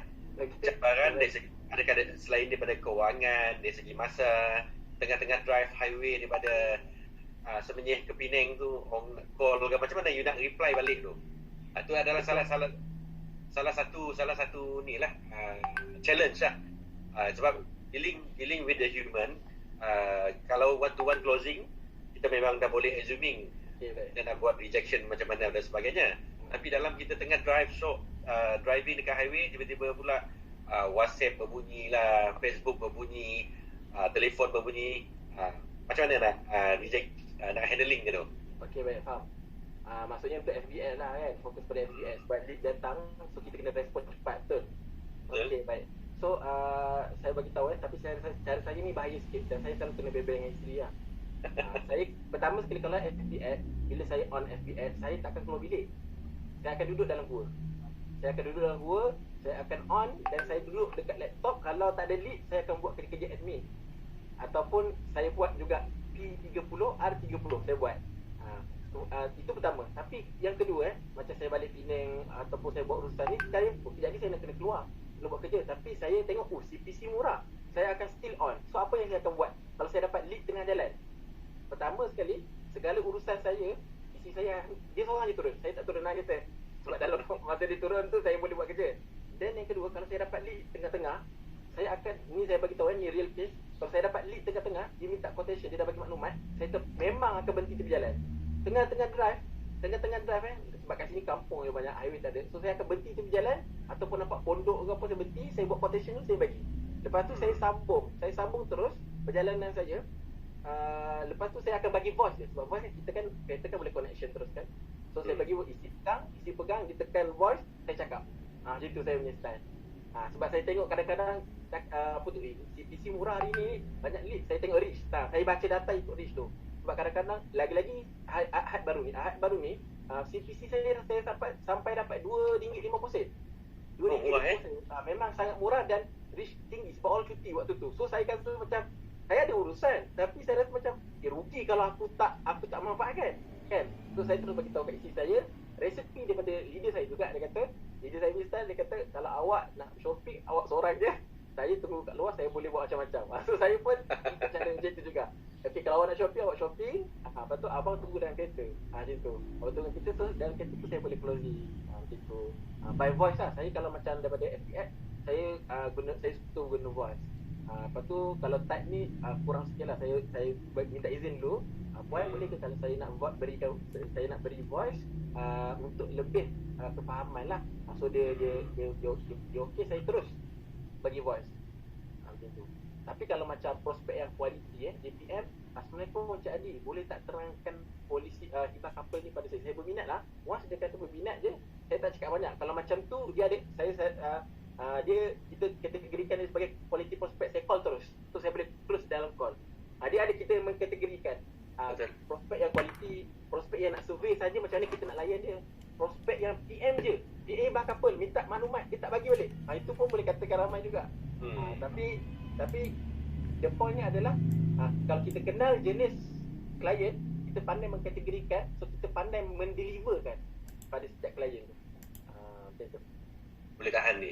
Dalam shopping pun boleh berhenti tepi jalan tu Tapi kalau macam nak shopping, dah mall apa semua tu, saya type, saya tak voice sebab dengar tak voice lah. Tapi the pointnya adalah kalau saya on FBX, pertama sekali memang saya akan duduk dalam bilik.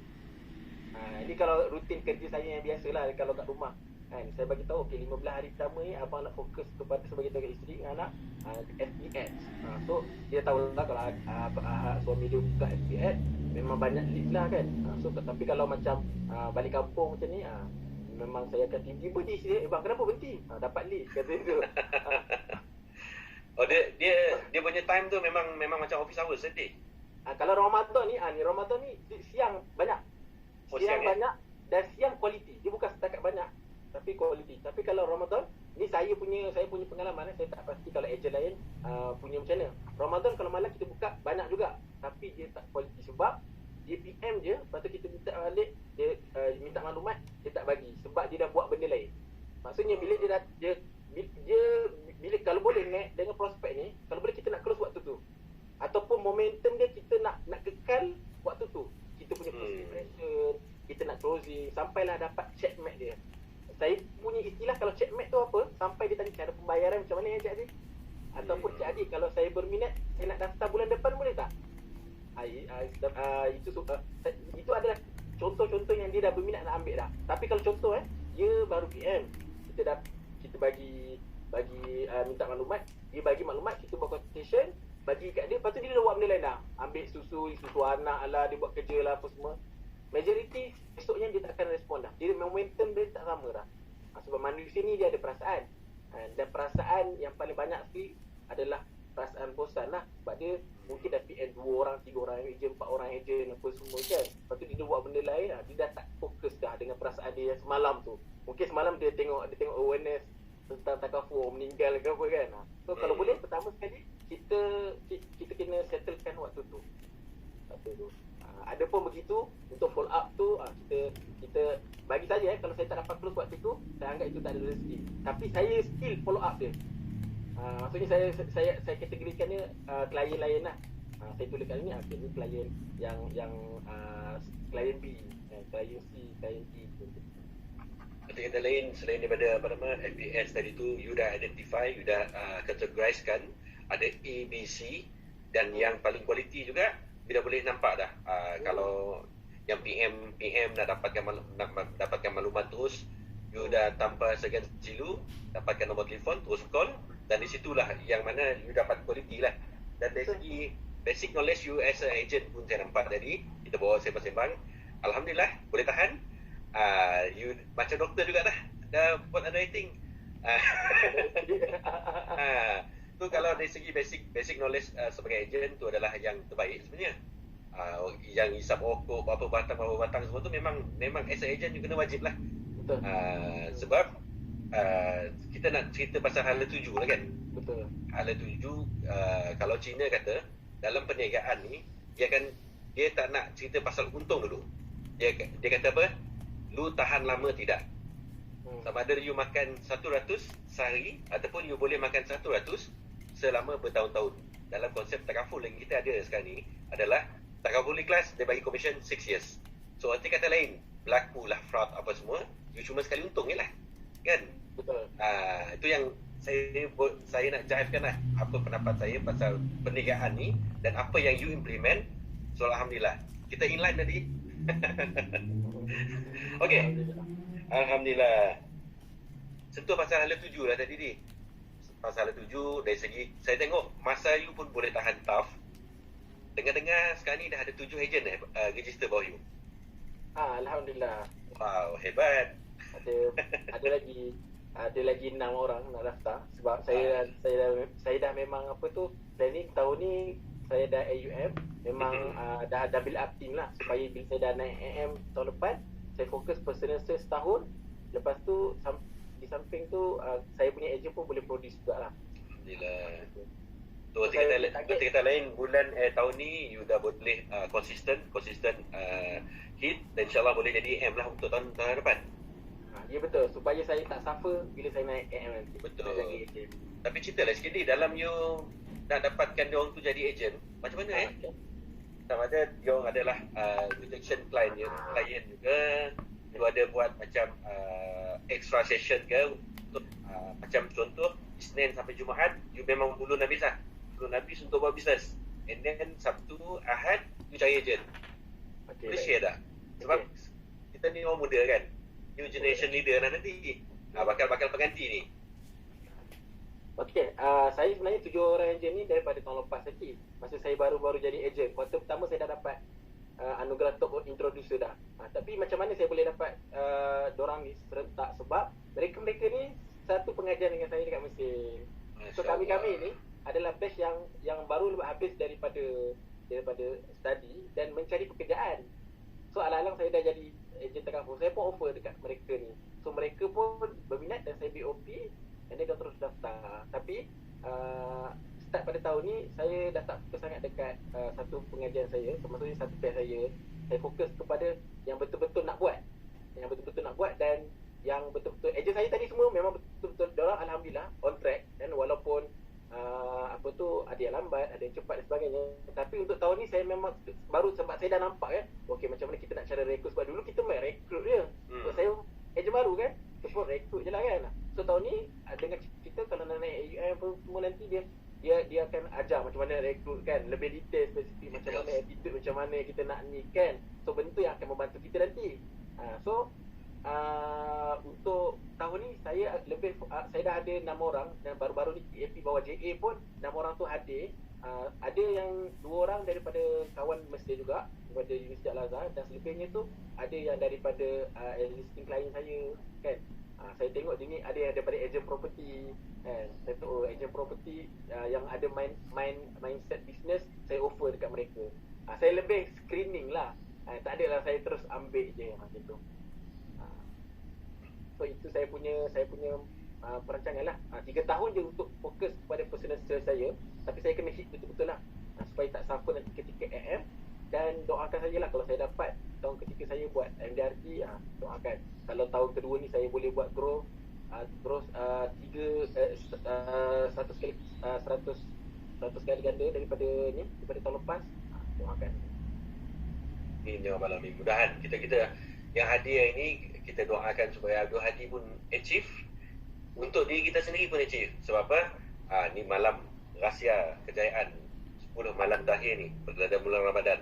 Apa yang kita buat, apa yang kita niat dan apa yang kita usahakan tu semuanya adalah doa, dan insyaAllah akan ditakdirkan, akan dimakbulkan niat-niat hati kita yang ikhlas. Sebab kita apa?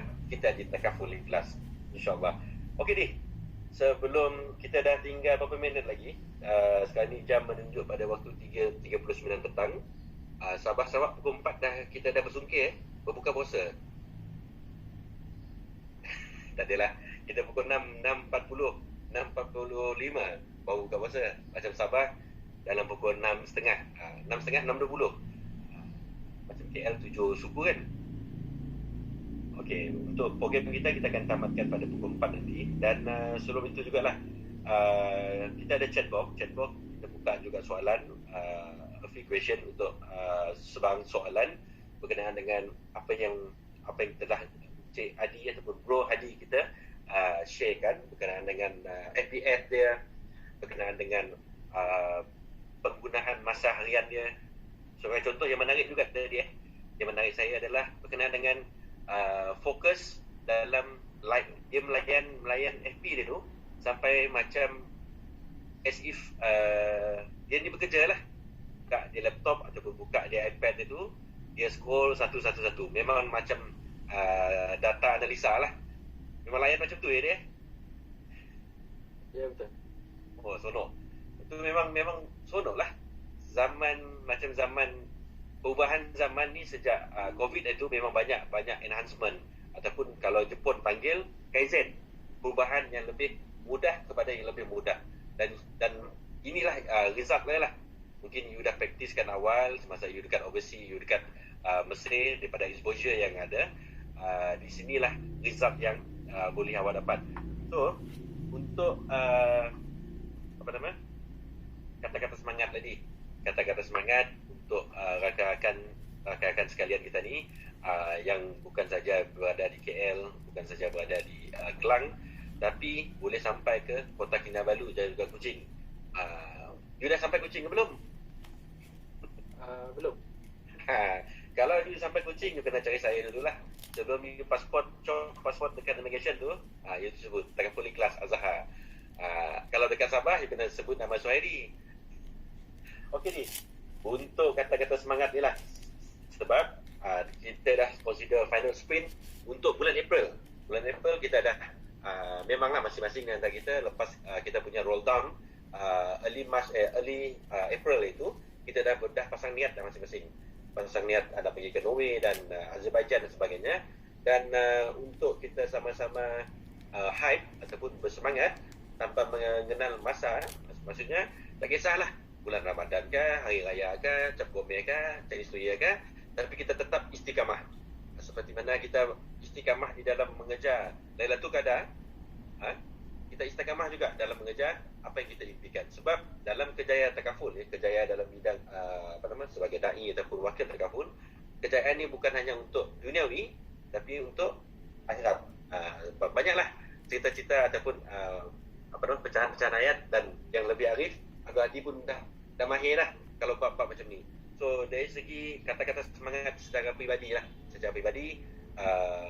apa yang diinginkan oleh Abdul Hadi dari segi industri kita macam mana, dari segi anak-anak muda, dari segi rakan-rakan dan macam mana keinginan nak melihat melihat wujudnya satu gelombang hijau traffic light yang besar muncul kembali pada tahun 2023 di dalam arena industri takaful. Silakan Nadi. Okey, baik, terima kasih tuan. Saya tak ada banyak sangat nak share untuk nasihat, sebab saya pasti semua yang ada kat sini memang dah lebih bermotivasi lah kan. Tapi apa yang saya boleh share adalah tiga perkara saja. Yang pertama adalah kita punya mindset. Kita kena jaga betul-betul mindsetting kita supaya mindsetting kita ni sentiasa adalah mindsetting juara. Apa maksud mindsetting juara? Mindsetting juara ni dia tak mudah lembik, dia tak mudah lemah, dia tak mudah isu, dia tak mudah putus asa, dia tak mudah untuk teruskan berkali-kali walaupun kena reject. Baik kena reject dengan klien untuk ambil polisi ataupun kena reject dengan bakal ejen yang rasa yang dengar-dengar nak jadi ejen tapi tak jadi pun akhirnya. So kita kena setting kita punya mindset kita tu betul-betul supaya datanglah bulan apa sekalipun dia boleh konsisten. Tapi kalau leader saya kata dia suka guna perkataan istiqomah. Sebab istiqomah ni dia berbeza sikit dengan konsisten. Kalau konsisten kita buat 10 hari ni, bulan depan 10. Tapi kalau istiqomah, definisi yang dibawa oleh Islam Nabi Muhammad adalah kita buat 10 hari ni, bulan depan kita kena produce 15. Itu maksud sebenar daripada Islam lah. Itu yang pertama, mindsetting kita. Contoh kalau kita tengok bulan Ramadan. Bulan Ramadan selalunya apa yang kita rasa? Kita rasa macam lemah, puasa kan, lapar, dahaga kan. Kita kena fokus. Ada yang sampai menggunakan kita kena fokus ibadah lebih kan, supaya kita boleh supaya kita boleh dekatkan diri kita dengan Allah. Kerja ni nanti macam biasa. Tapi sebenarnya kita punya kerjanya ni pun adalah satu ibadah. Dan kita punya ibadah adalah ibadah umum lah kan. Tapi still memberikan kita pahala. Itu pertama, mindsetting mesti mindsetting juara. Mindsetting juara. Kalau leader, mindsetting leader yang juara. Okey, itu pertama. Yang kedua, prospecting. Prospecting ni kalau tanya saya, mesti kalau boleh fokus on your strength lah. Kalau lebih kepada P30, R30, go on, buat. Tapi kalau boleh 100% produce melalui FPH, buat FPH. Macam kita punya top agent kita kan, Saudara Amir Hamzah kan, dia fokus pada FPH saja. So mungkin kalau kita ajak dia untuk buat apa tu, prospecting cara P30 R30, mungkin dia kata okey tak apa, saya akan fokus pada FPH contoh kan. Tapi nak bagi tahu dekat sini adalah bila kita tak tahu, kita buat dulu semua P30 R30, kita lalui proses tu dulu, kita buat FPH dan sebagainya. Dan kalau kita dah jumpa betul-betul dekat mana kita punya orang panggil apa, benchmark ataupun clue pemandu kita kat mana, so kita guna itu. So macam saya to be honest, saya start FPH, saya start dengan zero income. Saya tak ada income.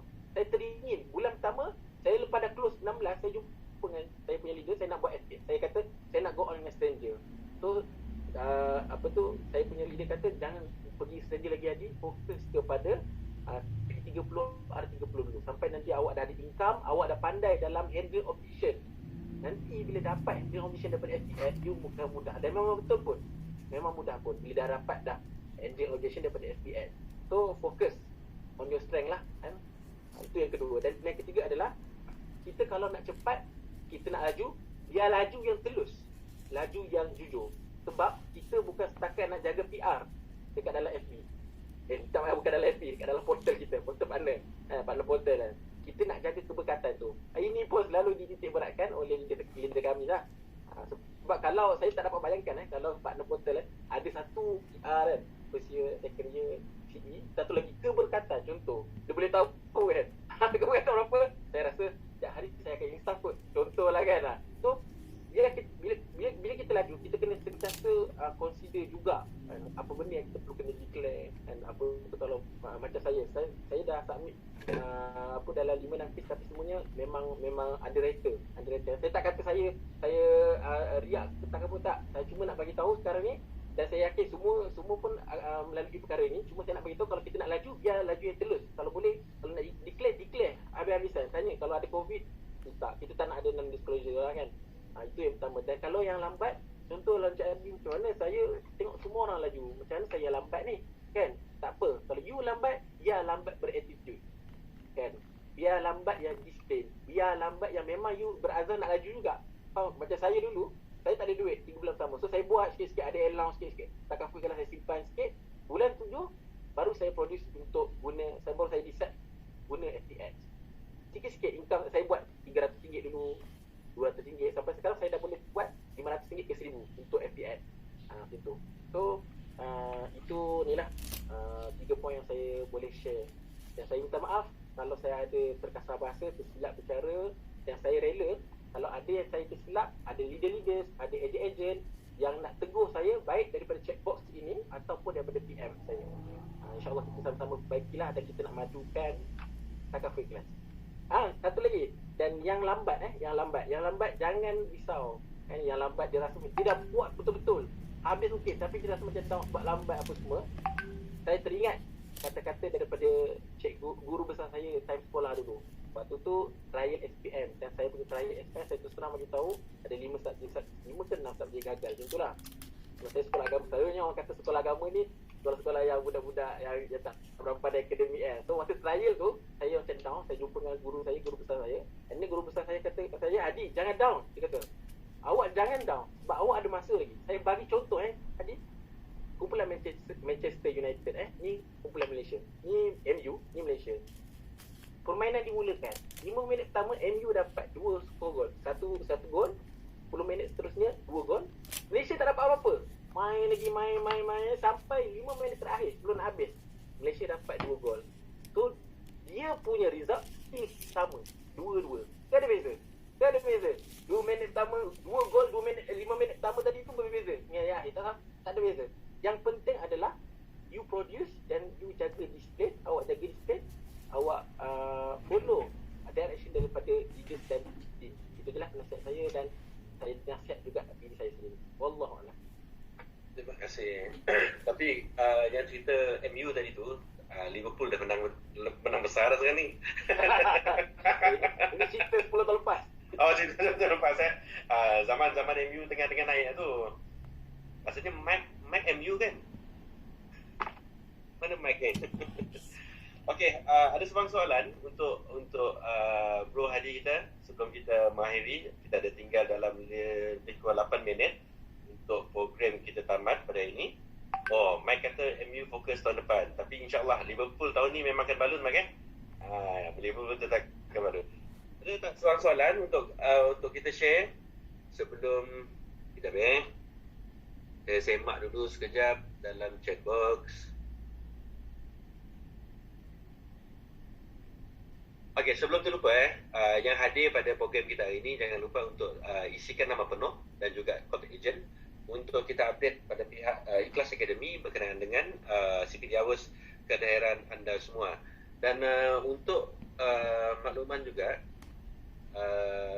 mana-mana yang hadir ni jangan lupa kena isi sekejap, saya nak cek sekejap. Okey. Ada soalan daripada Sabah Sarawak. Jikalau ada nak bertanya, yang menaik tadi pasal apa nama? Pasal FBN, fokus dia pasal FBN itulah menaik perhatian juga tu. As if he is a working man in front of PC. Tu yang saya adore lah. Saya berminat. Dia layan macam orang lain tu layan Facebook kan. Dia layan macam cerita gosip-gosip apa semua sebagainya. Tapi Hadi ni saya tengok dia layan as if he is working man. Dia kerja dengan data dia tu. Kemungkinan by this etik ataupun etika pekerjaan macam ni, approach macam ni, boleh mengenukar result macam cerita Liverpool dengan Malaysia. Bukan Liverpool, MU dengan Malaysia tadi. Ada sebarang soalan kawan-kawan semua?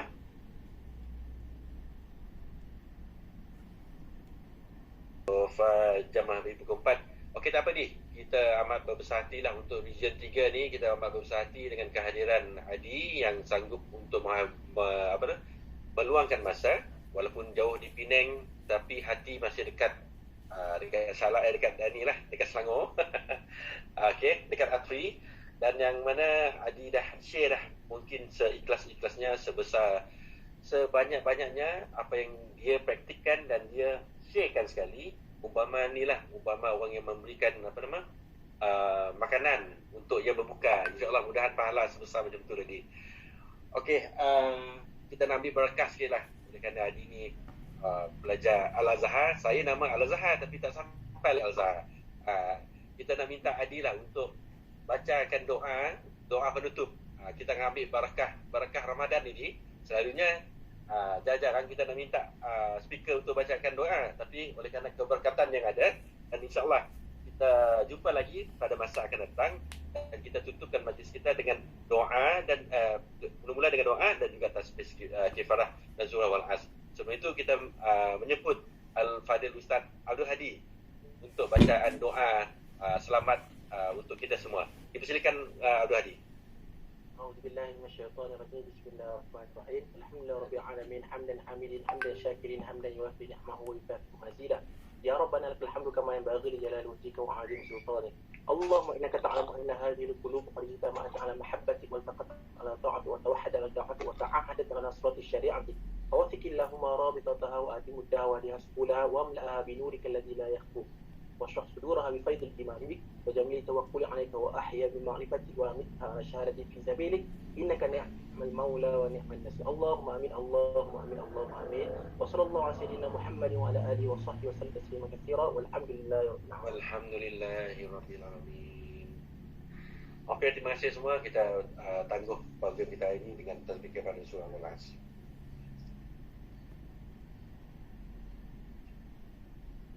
Terima kasih semua.